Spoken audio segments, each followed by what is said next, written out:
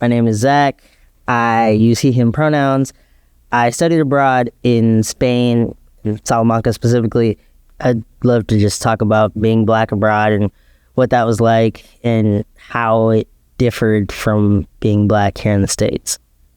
I knew that if I didn't go, I probably wouldn't be able to go again, or at least as an undergrad, because I was going into my senior year, and the odds of me going abroad during senior year were very, very slim. So I made the decision after talking to my mother and after, going back and forth about cost and whatnot and talking to financial aid as well.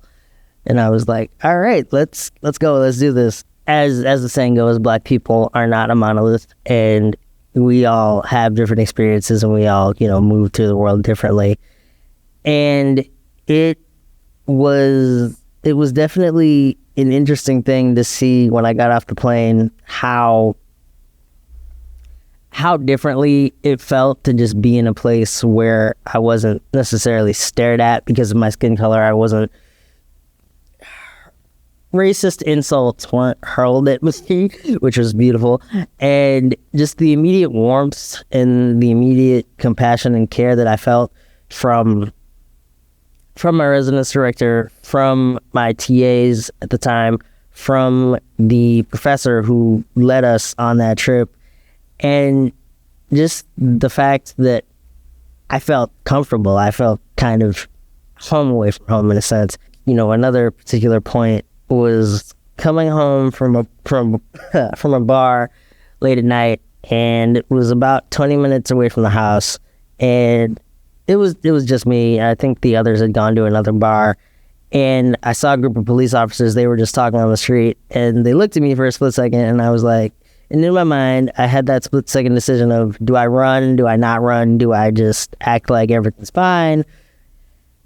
And yeah, after that split second, fight or flight, mini response, what have you, it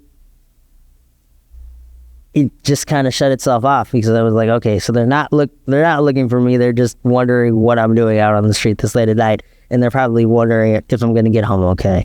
And that feeling of just being relaxed and being a sense of, okay, so they're not here to try and kill me or trying to arrest me for something I didn't do. They're quite literally here to protect and serve, which is, I think when you hear the words police and protect and serve, it's an oxymoron to me.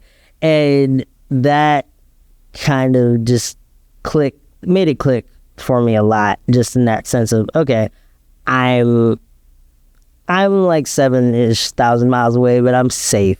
And I think that for me, having that abroad experience kind of cemented that idea that, there are places out there for people that look like me that allow us to feel safe, to feel comfortable, to feel as though we can be ourselves without having to put on a mask or without having to sacrifice parts of ourselves.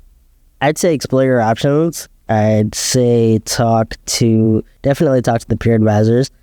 I know that there are a myriad of programs that IPO offers, and just be open to the idea that, stepping outside of your comfort zone isn't easy, and it's quite scary. And, obviously, of course, you don't want to step out far enough that you're in danger, but step out far enough to know and to acknowledge that, okay, I made it to college, so if I can make it in college, I can potentially make it, when I'm halfway across the world or wherever you end up.